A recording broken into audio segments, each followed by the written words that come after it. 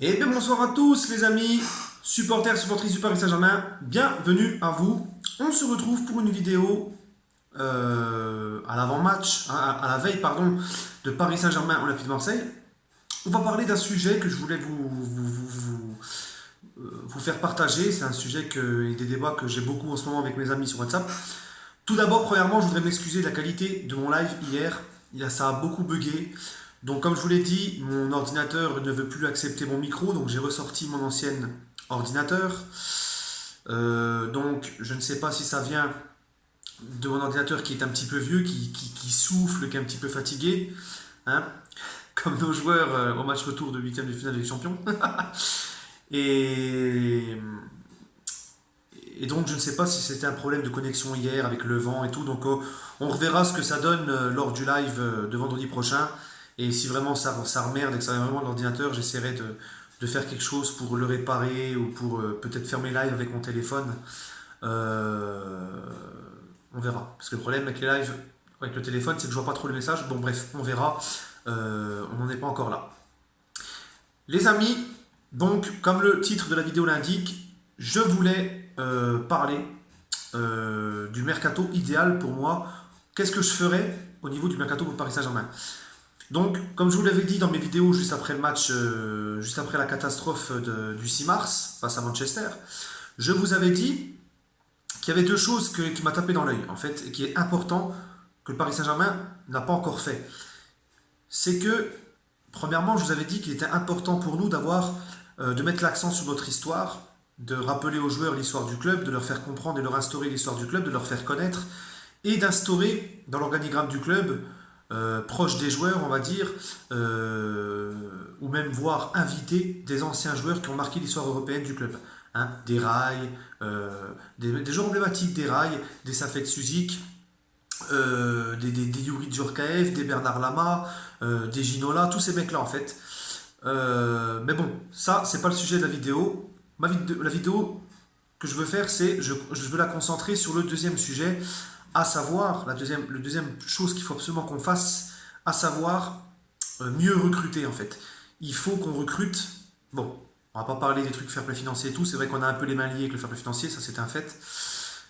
Mais essayer d'avoir un certain critère de joueur à aller chercher en fait. Voilà. Il faut qu'on arrête d'essayer d'épater le monde en allant chercher des gros noms qui, les gros noms, les amis, ça ne fait pas tout hein, pour la gagne. Regardez les Galactiques du Real Madrid. Il faut surtout, avant tout, ramener des mecs qui sont morts de faim, qui ont la dalle et qui seront prêts à mourir sur le terrain et qui, lorsqu'on va leur parler de la remontada ou quand ils vont entendre les médias leur dire la remontada, des mecs qui vont dire justement nous, on n'est pas des merdes, on est des bonhommes, il n'y aura pas de remontada et on va vous faire fermer votre gueule. C'est ça que moi je veux en fait. Je veux pas des noms ronflants. Regardez Bernat. Bernat, tout le monde disait c'est quoi cette recrue de merde, que 5 millions de. Enfin, troisième latéral gauche, le remplaçant du remplaçant Bayern. Il nous a coûté même pas 10 millions d'euros.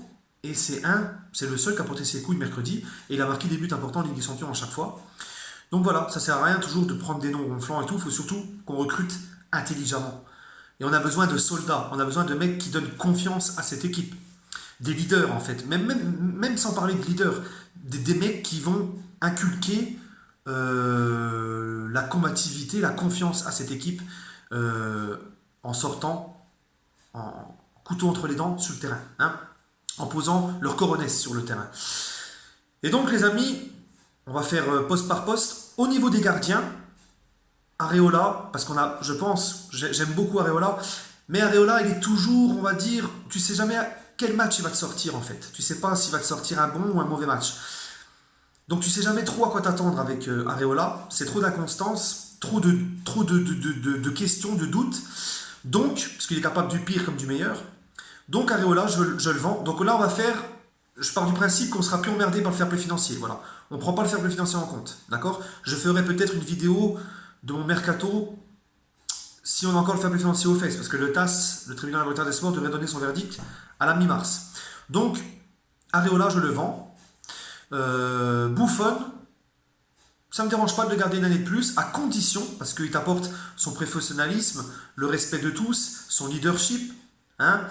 Je pense que Buffon, par contre, je le garde, mais en tant que remplaçant. Et je vais te chercher un De Gea qui est libre, par exemple, en juin, ou un Oblak, ou un mec comme ça. Mais ça coûte très cher. Enfin, tu essaies d'acheter un très bon gardien. Il y en a sur le marché. Au poste des latéraux droits. Alors, Meunier, Alves, pour moi, cet été, ça doit absolument dégager. Alves nous a rien apporté. Alves prend un gros salaire. En 2 ans, il a juste un match référence. C'est le match à Old Trafford où il a été très bon, il faut l'avouer. Mais c'est trop juste. On veut plus, on en attendait plus d'un mec comme Alves. Il a 36 ans. Hein, en plus, on voit qu'il demande 4 ans de contrat au club, donc c'est un peu prendre le club pour des cons.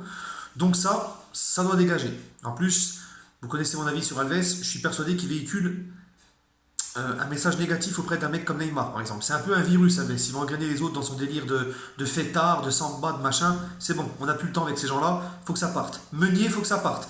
Parce que Meunier, je le trouve très très très limité depuis la Coupe du Monde.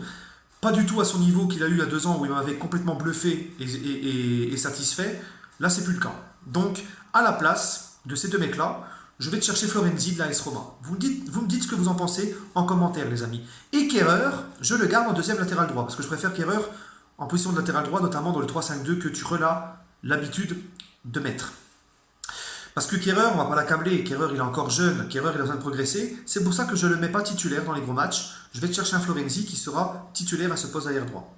Et là, attention, les amis. Ouh là, je sens que ça va. C'est ça qui va vous faire un petit peu sauter de votre culotte à reculons, comme on dit, hein, comme ils disent dans la soupe aux choux. C'est le poste de défenseur central. Bah, écoutez, défenseur central, je garde Marquinhos, Kimpembe et je vends Thiago Silva. Parce que Thiago Silva, je ne remets pas en cause son niveau. Thiago Silva est un très bon défenseur central. C'est un mec qui a des qualités techniques incroyables. C'est un mec qui est très fort lorsqu'il est en confiance, lorsqu'il est dans son match. Thiago Silva est très fort. Je ne remets pas tout ça en cause. Donc je ne suis pas en train de vous dire que Thiago Silva c'est une merde, etc. Non, il est très fort. Le problème c'est le mental. Parce que Thiago Silva, le soir de la remontada, c'est lui qui fait reculer le bloc. C'est lui qui a flippé, qui fait reculer le bloc. Mercredi soir, à la mi-temps du match, en rentrant dans le vestiaire, il est à moitié décomposé, le mec il a envie de mourir. Donc en tant que capitaine du club, quel message tu véhicules à ton vestiaire en fait? Quel message tu envoies à tes joueurs? Il ne faut pas croire les amis, les joueurs ressentent la peur chez leur leader, ils ressentent le stress, ils ressentent la peur, et ça se ressent aussi sur eux sur le terrain.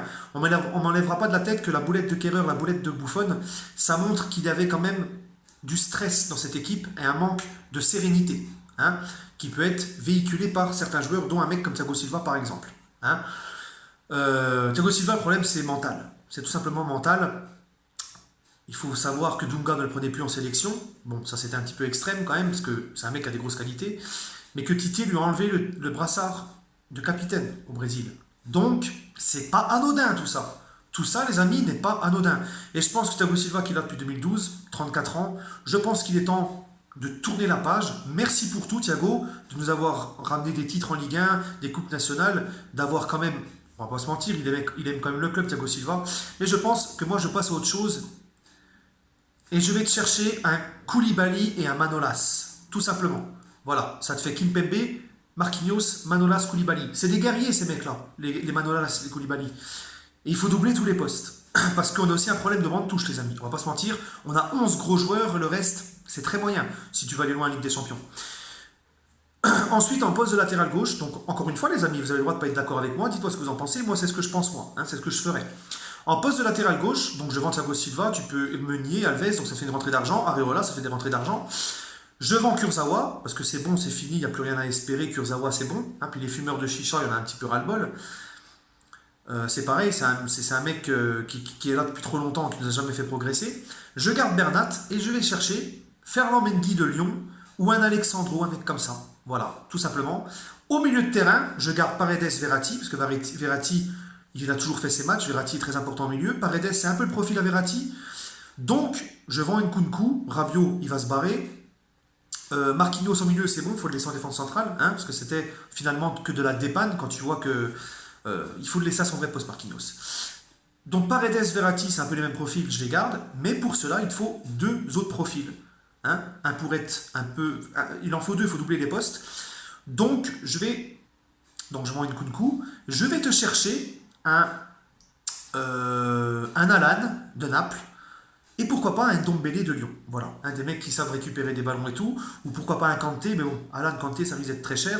En tout cas, les amis, je vais te chercher, même, il y a même pas, peut-être même pas besoin d'un gros nom, tu vas chercher tu peux aller chercher aussi un Diawara de Naples, un des mecs qui se donnent à fond, des mecs qui ont la grinta, qui peuvent peut-être t'apporter moins cher. Ça se trouve, il y en a plein qui pullulent dans les championnats italiens, d'Amérique du Sud, en Italie, en Allemagne, tout ça. Hein, pourquoi pas aussi un Weigl, par exemple. D'accord. Mais en tout cas, moi, je foncerai sur Alan, hein, en style de Grinta, Coronès, tout ça, il n'y a pas mieux pour aller ratisser des ballons. Ou pourquoi pas un Alan et un petit Idrissa Gueye, tout simplement, les gars. Hein. Ensuite, je vends Draxler, Di Maria, parce que ces mecs-là, c'est une fois sur deux.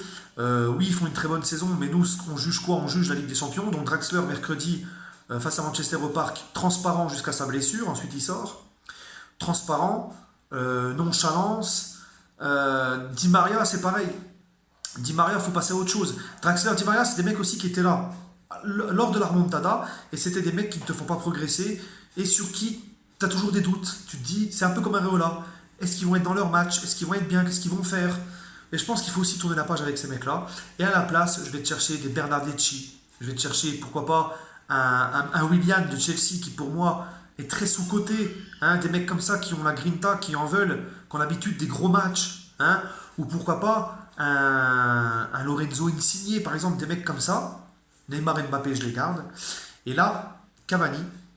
Cavani, moi, je vais le garder parce que c'est un mec qui peut te planter 40 buts dans une saison. C'est un mec qui peut te mettre le but là où tu t'y attends pas. C'est un mec qui aime le club, qui a la grinta, qui ne sait jamais. Bah, on va dire ce qu'il y a, les amis. Cavani, il ne s'est jamais économisé sur un terrain. Donc moi, je le garde, ça ne me pose aucun problème que Cavani reste. D'accord. Et si vraiment Cavani part parce qu'il a besoin de voir autre chose, parce qu'on sent que ça peut être. On le sent tous au fond de nous, sur Parisien, qu'on a l'impression que c'est un peu sa dernière saison. Bah écoutez, si Cavani part, je vais te chercher un Firmino par exemple. Il faudra surtout prendre un profil d'un mec qui parle le même football que Neymar et Mbappé. Voilà. Voilà les amis. Donc ça serait mon mercato idéal pour moi. Hein.